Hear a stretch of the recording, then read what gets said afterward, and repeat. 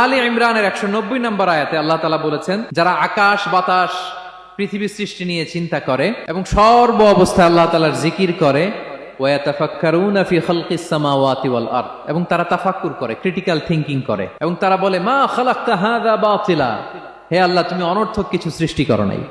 মনে রাখবেন, এই পৃথিবীতে আল্লাহ তাআলা অনর্থক কোনো কিছু সৃষ্টি করে নাই, করেছে? যেটাই সৃষ্টি করেছে এটা এর মধ্যে মানব কল্যাণ আছে না নাই? আল্লাহ তাআলা আমাদের জন্য কল্যাণ রেখেছেন। এবং এই আয়াত যখন নাজিল হল, বিষ্ণু ঈসা ইসলাম বললেন, ওয়াইলুন লিমান কারাআহা ওয়া লাম ইয়াতাফাক্কার ফিহা, ধ্বংস তাদের জন্য যারা এই আয়াত তেলাওয়াত করে কিন্তু এই আয়াত নিয়ে চিন্তা করে না, গবেষণা করে না। এবং কোরআনের বিভিন্ন আয়াতে আল্লাহ তাআলা বিষ্ণুনবীকে বলেছেন, নবী হে, আপনি আপনার উম্মতদেরকে নবীদের ঘটনা শোনান। কোরআনের 3 ভাগের 1 ভাগ হচ্ছে ঘটনা। পুরো কোরআনের 3 ভাগের 1 ভাগ কি? ঘটনা, স্টোরি টেলিং। কারণ গল্প মানুষের মনে দাগ কাটে।